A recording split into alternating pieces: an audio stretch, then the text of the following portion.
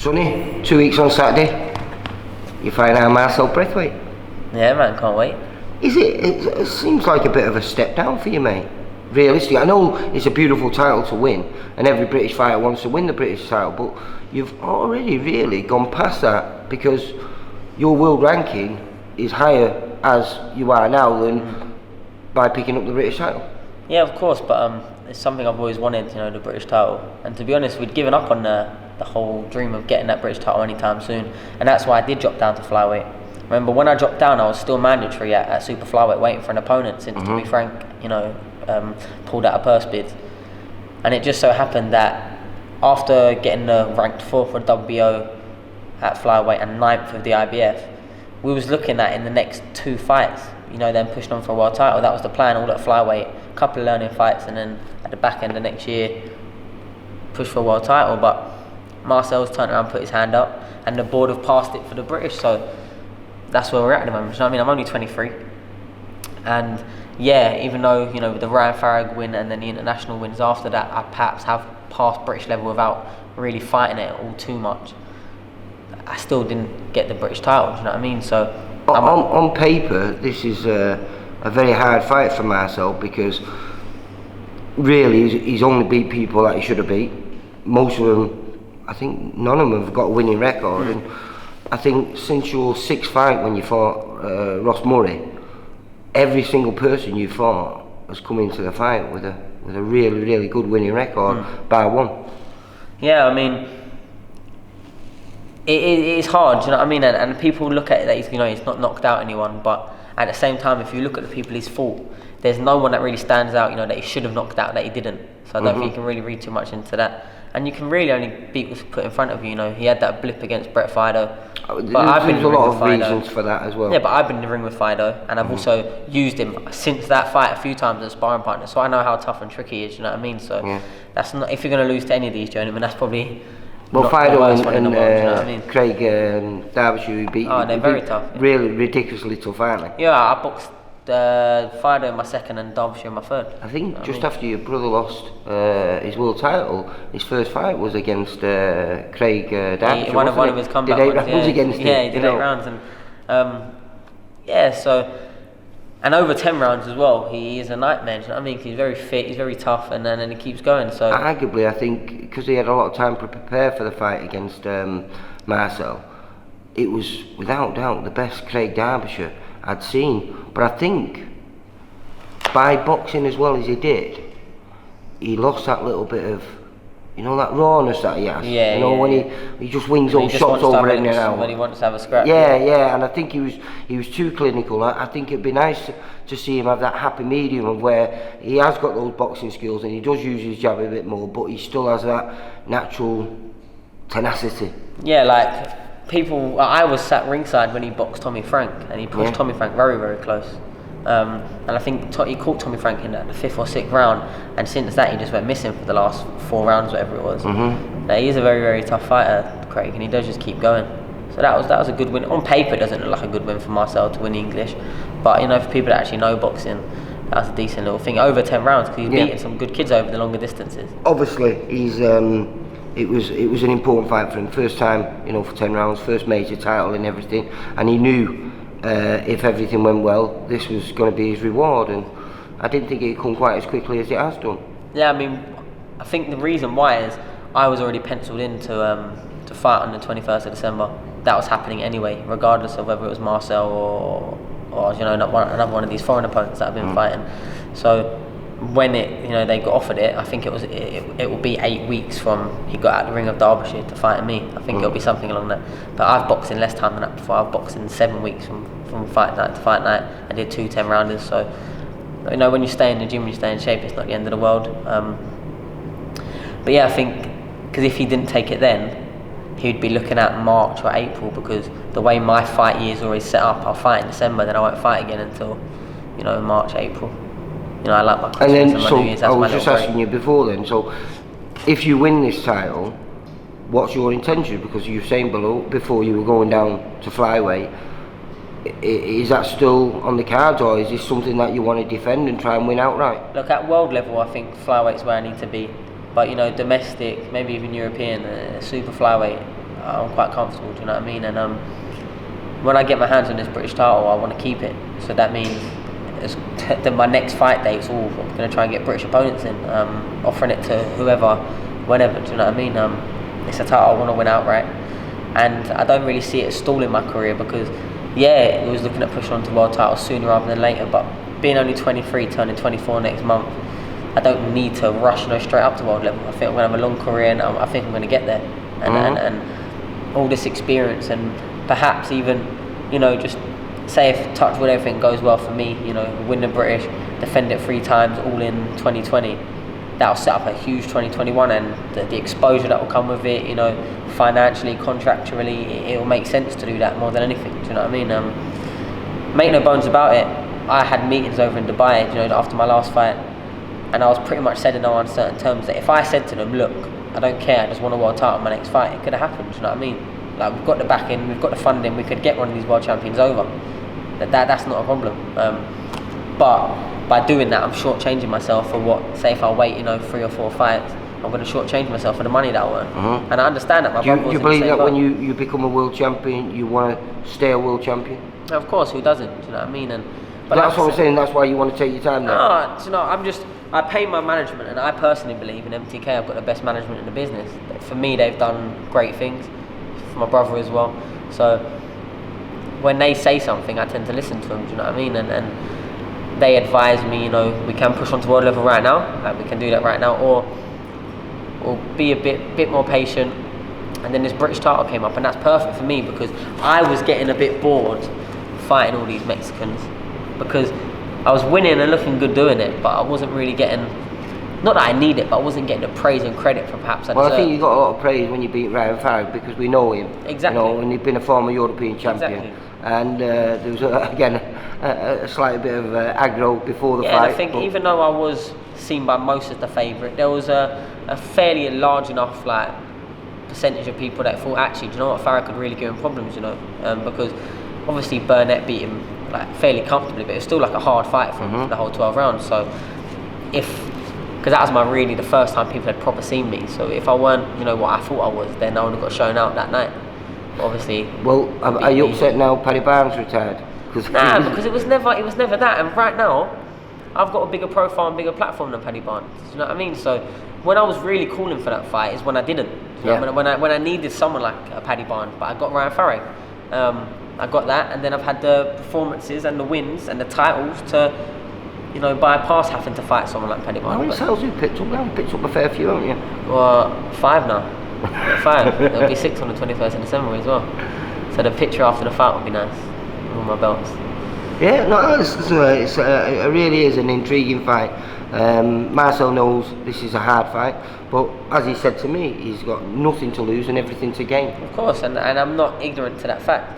And I know a lot of people think there's a lot of bad blood, but there's not really. We've spoken even privately, since the fight's been made. The only because you must be fairly close, like you say, because you connect with Mustard and Colliers and Lyndon and Zelfa, and and he's one of their boys, isn't he? Yeah, and do you know what? For me, it was something like I never see him as a competitor until recently, because obviously he was always heavier than me. Do you know what I mean? So he was never in my line of fire, but obviously he stepped down. He wants to challenge for the British, and then no one can fight for the super flyweight. Well, I think Wayne has always wanted him to be at this weight. Yeah, because he's not big, is he? He's smaller than me. He's in good shape. Don't get me wrong. Really good shape. Yeah, he's always has been in good shape. But for me, even I think I remember saying to him as an amateur, I don't think he should have boxed 56 kilo, because he's always been smaller than me. Do you know? And obviously height means nothing, but.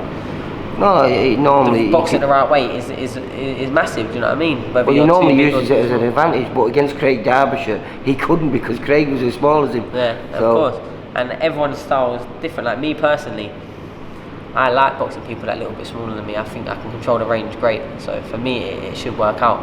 Because most of the people especially internationally, most of the people that sort of flyweight, super flyweight tend to be quite small. Obviously, you do get the exceptions. Like people like Rosales.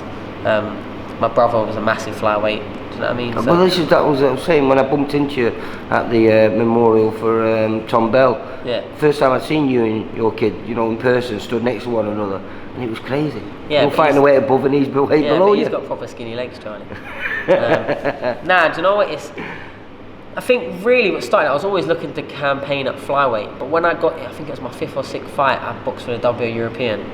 But where Paddy Barnes had it at flyweight, I was offered it at super flyweight, but we boxed at a catchweight. So we boxed at 8 stone 1. Like I had to make 8 stone 1, even though super flyweight's 8 stone 3 for Ross Morris, for my opponent. So I think that's what really kick-started it, to be honest, because then I boxed there, and then because when I defended it... Your amateur titles were all at light flyweight, light flyweight, yeah. I don't think as an amateur, to be fair, I was once called in for that World Series of Boxing as the wild card at 52 kilo, but as an amateur, I would have thought I was too small at 52 kilos, you know what I mean? So it's mad to think now that I've campaigned pretty much as a pro the whole way through. Obviously I've got a lot bigger since then. But I feel strong and I feel comfortable at 52. But like I make flyweight. Have you ever moved around with the Oldham boy, Will Crawley? Yeah, we've done loads of round sparring. I like Will. Loads he's of, a good kid, he's a good lad. I like him on a personal level as well. We've done loads and loads of rounds actually. Like usually when I go up GB, that's what I sparred. He's been in here a few times. We was going to get him for Marcel, but then he had a tournament and couldn't get down. So yeah, it didn't happen this time. He's boxing well on the World Boxing Series, isn't he? No, Will's about 4 or 5 times now. Will's a great talent, but he's like me, he's a lazy fucker. Been the laziest man ever. He's super talented though, super talented, just like me. Yeah, it's a showtime. Yeah man, no, Will's a good fighter and he'll make a good pro, I think, as well, because I think he'll you know when you was down, you said you bumped into Steve Wood, my boss. Yeah, I was speaking to him on Saturday at the boxing. He was sat basically just in front of me.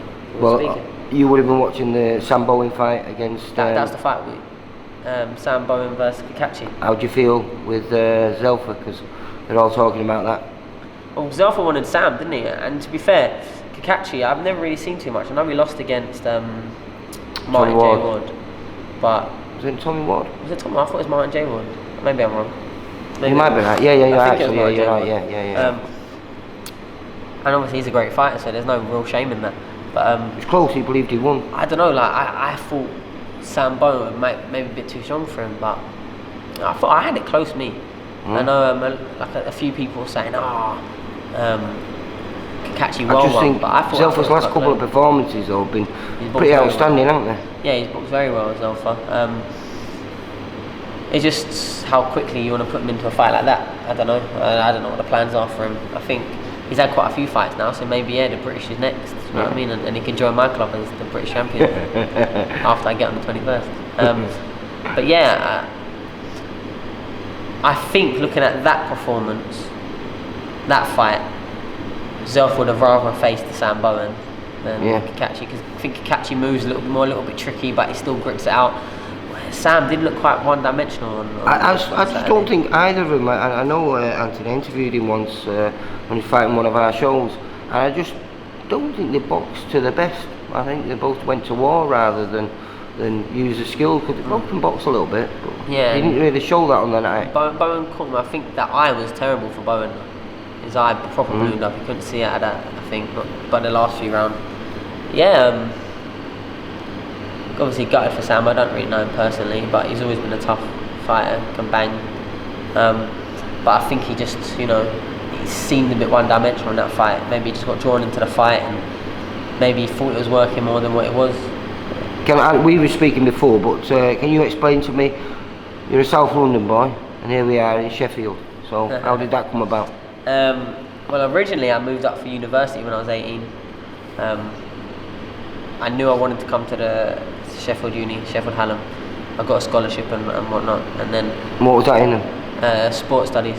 Right, so it's sports science then, is it? Yeah, similar, it's like another course. Yeah. Then I'd been away with Dalton a few times for England, and I'd met Grant's son. Yeah, and then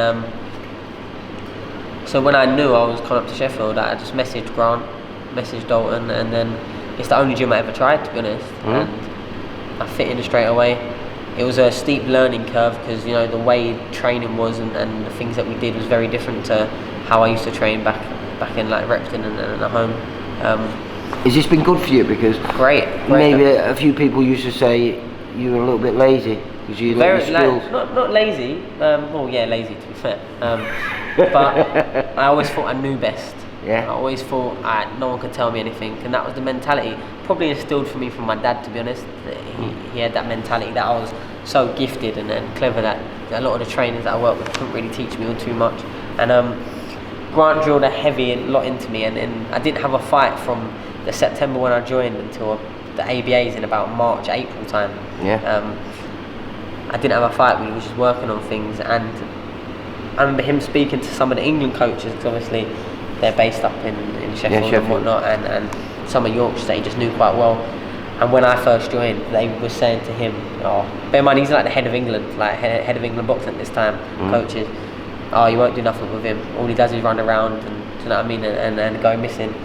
And that was, and in some ways it was quite true, do you know what I mean? I had a successful, youth and junior amateur Well, I told you I filmed you, is it 2014? Yeah, but well, it was at Warden in Manchester. Yeah, but all I really did was sort of pick single shots and move, do you know what I mean? And which was what's England boxing was all about in them days. Of you know, why course, throw 5 punches when you're only going to get 1 point? Of course. Because it was still a point system, wasn't it? Yeah, of course, but I just never really used to get engaged too much. I was quite negative, and then I did change a hell of a lot with Grant. Obviously, I went on one of the senior ABAs in my first year with him, even though we had family issues and whatnot.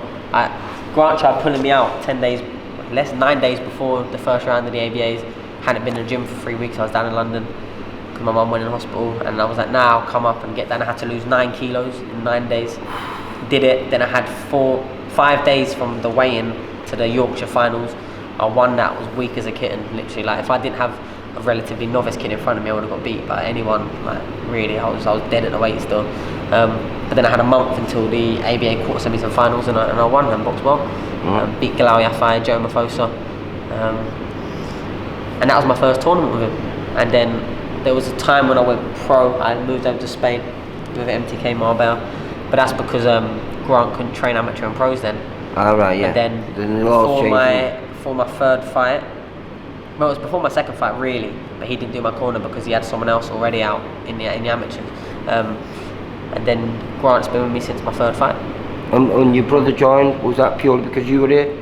One of the reasons, like, he nearly joined before he went to Adam Booth, but lifestyle, the way he's set up, his relationship and such, there was some reasons why, Sheffield weren't suitable for his life at that time, so he went back down to London. And then when he decided, to leave Adam, it was a no-brainer. He came straight up, moved in, fit in, and I think he had a fight within about 7 weeks of joining.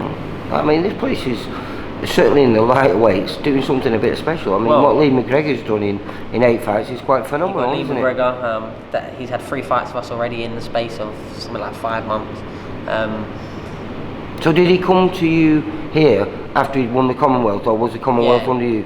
Nah, he that won was the his 5th Commonwealth fight, against wasn't Somba, it? didn't he? Yeah. And then his first fight with us was against Braithwaite, right, in a comeback, and then he boxed Scott Allen. That's how good Braithwaite is, isn't it? Yeah. He gets in with everyone and anyone. And to be fair, that's another one. Lee McGregor was mainly coming here because of me as well. Me and Lee had boxed in the amateurs, and he beat me in the Three Nations a few years ago, and then was on Team GP together. We've always kept in contact. And when he was sort of telling me about, so what weight was that then? 49 kilos. He was massive compared to me. I was walking around at about 46, 47 kilos, and he was massive. Like literally, like we looked like 3 weights apart. I still say to this day, he robbed me though. It was in his home show basically. Literally, it was in. He boxed for, I think, Meadowbank Boxing Club, and the leisure centre thing we was in had his boxing gym in it. Oh yeah. So imagine that. I remember going there watching young Foster against Arthur for the world title. What thingy? Alex Arthur. Yeah. Alex Arthur. A few years ago. He was commentating on Lee McGregor Farouk. Yeah. Good fight. It was a good fight. I don't think I've seen that one. I didn't really start watching pro boxing until You probably weren't born, would you? Yeah, I know, but I mean, I did 2010 or something like that. When I was an amateur, I knew all the amateurs, in the world, the Olympics, the Worlds. I used to watch everything. And now I'm a pro, I do the same. Who do you look to in that you hope to fight for a world title? Who's the guy that you're looking at and you think, he's the guy I want? I don't know, to be honest, because they're all good, you know what I mean? They don't win world titles for no reason. Obviously, if we're going at flyweight, where I'm world ranked, I'm 4th for WBO, and Tanaka's the world champion. Tanaka's a great fighter though. He can really punch, and then he can box as well. It's crazy, isn't it though? The way your little guys are punching now. Yeah, and especially them Japanese, they must have some technology over there that we don't have here. I'm also rated with the IBF. That's Maruti, who I know personally, South African, but he's at the end of his career now. So that's probably, even though I'm not taking nothing away from him, but that's probably the easier way to a world title, especially as he's with MTK as well. So it's a fight that could be made. Yeah, and I think when they said that we can get a world title fight in the next fight, that's what it was hinting at. But, So he's still very tough. He beat Casemiro and Tete in back-to-back fights and stopped them both a few years ago. His only real loss some was resume, against, that, innit? His only real loss was against Donaire, and that was stopped on a cut in I think the 5th or 6th round, and it was like 1 point in it. Do you know what I mean? So, It's amazing how they're all flirting through the weights with one another and dropping back down. yeah, of As course. well, you know, it's crazy, isn't it? Yeah, because I think sometimes people think the difference between someone at like flyweight or super flyweight will be massive compared to the bantam and super bantams, but it's really not.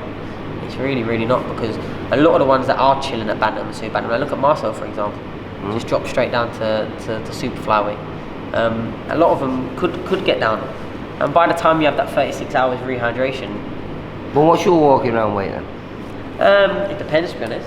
I can go up to about 66, 62, 63. Yeah, I can put on weight, me, and I can get it up just as easy, like wade into Yeah, now. but I mean, do you look in shape? You don't look in shape at I that don't look weight, in shape ever. I don't get in the ring in shape. But I'm 56 kilo now, you know, got a board check weight on Saturday, and I think I've got to be about 54.8, I think. Well, what's the light? Straw weight's the lightest weight, isn't it? What's that, 7'7"? 47.8 or something, isn't it? I'm not too sure. I wouldn't ever get down to any of them though. No.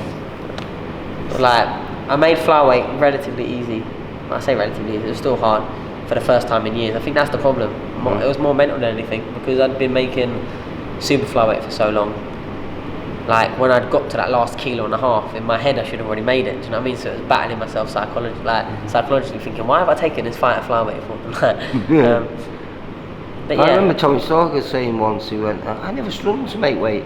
And then a few fights later he went, the reason why I never struggled to make weight, he said, because I was never making the right weight. Yeah, and it is like, a lot of people thought I made, like, really struggle making flyweight last time. I think it's because no one had really seen me as a pro, you know, not have a fleshy face, do you know what I mean? Because I make super flyweight relatively You're looking in good easy. shape now. What, with 2 weeks? 2 weeks on Saturday out? Yeah, 2 weeks, I'm looking alright, do you know what I mean? I never completely trim up, do you know what I mean? I know that, but fitness-wise... Would you ever look at, you know, like you were saying about Marcel, you look at Marcel, amazing shape on him, you know, always looking ripped, no matter what weight he's in, whether he's fighting at it looks like super a featherweight small or... version of Tim Bradley, didn't he? Yeah, A yeah. bit lighter skin. So, you know, like, do you ever look at them and think, God, if I was in that shape, how good I'd be? Nah, because I don't really see it that way, because I know how hard I train, and look, I'm not So you're a really going to Mexican, compare. smooth. I'm not really going to compare them, but you've seen me fight however many times, and in that 10th round, I'm still very, very fresh, right? And then you see people that are absolutely shredded to bits, looking tired in the 10th round. My endurance is very, very second to none, and the way I can control the pace and the range of the fight, I don't really get tired. If you see my times on the track, I'm up there, do you know what I mean? Like, so actual fitness-wise, you see me spar 10, 12 rounds. I was meant to be sparring today, but I'm not sparring. Your first sprint and your last sprint will be very similar in very time. similar. Like, the only person that's ever really consistently beat me on runs is my brother. You know what I mean? And that's because he's a fucking animal, man. No, he's a joke. Do you know, if I told people the times that he does, and like how he'll be doing 800 meters and say coming up to a 12-round world title fight, he'll do 800 meters 12 times in one morning, and his fastest time will be his last one without foul. And all of them will be under 2:30, and his fastest one will be about 2:14, 2:15. Do you feel there's much more improvement to come from you? Of course, man. Like, don't get me wrong, there's still a lot of things lifestyle-wise that I can improve on.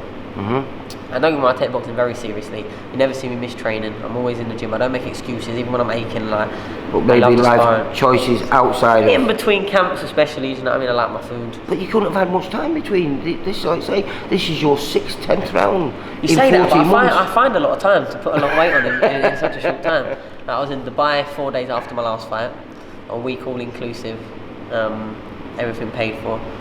You know what I mean? At the same time, it's a nice balance. Like, but I never really struggle for weight. I get it there when I've got plenty of time. But I've got a lot of food intolerances and allergies, so it restricts what I can eat. Do you know what I mean? So if I didn't have them, maybe I'd eat better. So I'm quite... When did you find them out? Just trial and error, just being sick when eating food. I've never actually had them... I can't eat nuts, I'll be sick. Like, I was sick last Saturday night. completely. That's why I was meant to be sparring today. And when I said you were sparring, I was meant to be doing 10 rounds today. But I've got 12 rounds on Wednesday and 10 rounds on Friday. So we're called this one. So this is what your last hard 10 days and coming into? Yeah, I've got it should have been Monday. But Wednesday, Friday spar, and then Monday, Wednesday maybe just Monday, just see. But I've done a lot of sparring for this camp because I think Marcel is one of them people that are quite hard to. I'm not trying to put him in no disrespectful way, but I'm not particularly preparing for like a Marcel Braithwaite opponent. I'm just preparing for anything that comes to me because you're just going to be the best you. Of course, and I feel like not even the best me. I think even a good me will beat Marcel every day of the week. I personally think, just from what I've shown in the pro ring compared to what he's shown in the pro ring. Yeah. But I don't know I don't need to watch. I just know Marcel. Just in the last, I think, 12 months has gone to a different place as a professional, and he's become a lot more professional about being a professional fighter himself. That's the big thing. But like when I've been fighting these Mexicans and that, I know exactly what to expect. They're going to come forward 10 rounds, forward. But with Marcel, I don't know. He might try and outbox me, which I think would be a poor decision. I think that'll make it very easy for a few rounds until he realises that won't work. And he might just try and stick it on me and rough me up, which I would edge towards them doing that because, the way him and his trainer are suggesting that he's a lot stronger than me, a lot more physical than me. I reckon he'll try and do that. But either way, it don't really make no difference. But that's why I've had, people like Muhammad Wasim I've sparred, like Lee McGregor.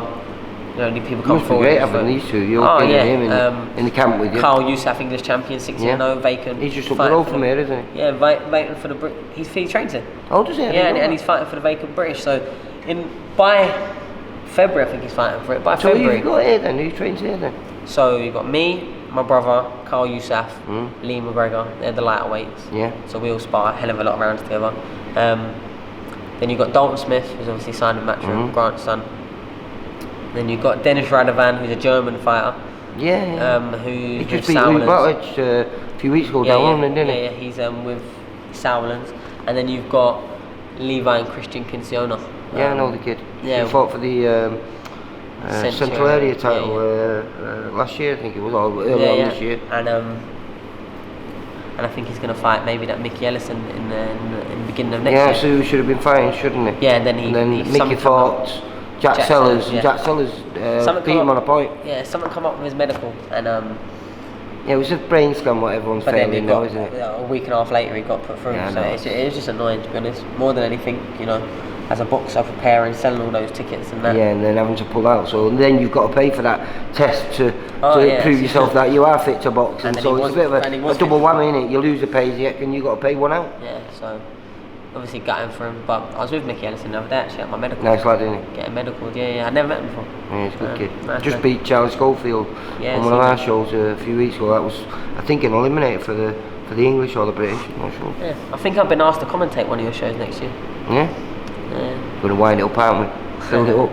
Yeah, I'll bring my British towel. Yeah, because we've got a show on December the 7th, haven't we? In fact, we've got 4 shows next week. 7th, 8th, 14th and 15th. Mental, Steve. Yeah, just get the Christmas. Everyone wants to get out for Christmas, don't they? Yeah. I know I do. I've told my managers as well, in no uncertain terms, never get me a fight in January or February in my boxing career. I don't want to fight. I enjoy Christmas, but my birthday as well, 1st of January. That's like, I don't care training through summer. Well, what do you do at Christmas? Do you go home? Or do you stay up here? Is this home now? For Boxing Day, I'll be down in London. But for me, home's up here now. So hopefully this is the last Christmas that I need to do that, because we're hoping my mum and sister move up here. Right. Hopefully, yeah. Your mum poorly, isn't she? Yeah, she's been poorly for years now, do you know what I mean? So it would be nice for her to get up here, especially because my child is the only of that generation, if that makes sense. So my brother or sister haven't got no kids. Right. So it's our only grandchild. So how old's your kid then? He turns 1 in 2 days. No, 3 days. Because Lee's got a young little girl, hasn't he? Yeah. I think his girl's like 5 weeks older than mine. Oh, right, so that's great then, isn't it? Real family affair. Yeah, something like that. Sunny, half an hour that was, mate. Camera run out, we was chatting away, and it just shut off. So we was at the end anyway. So all I can say is good luck for the 21st, is it? 21st, yeah. And as I'm team VIP, I'll have to just say, may the best man win. Yeah, man. Alright, kiddo. good luck for them, and like you say, all the best. Oh yeah, thank you for coming all the way down. No, it's been a pleasure, mate. We've bumped into. I did an interview once down at Black Flash show, was it? Yeah, Black Flash. By that time you were just up and coming, weren't you, mate? No Yeah. time. I don't think you won any titles by then, had you? I think, yeah, I don't think I would have. Or maybe WO European, but I've had that for That a was while. a Ross Murray fight, was Ross it? Murray fight, yeah. Yeah. So maybe that, or maybe it was just before that, I'm not too sure actually. Well, listen, like you say, good luck for the 21st, like you say, and may the best man win. But thank you. Take care. Bye. For all boxing info, news and latest interviews, amateur and pro, across the north, click and subscribe. VIP Boxing Promotions. Also Twitter, Instagram and Facebook.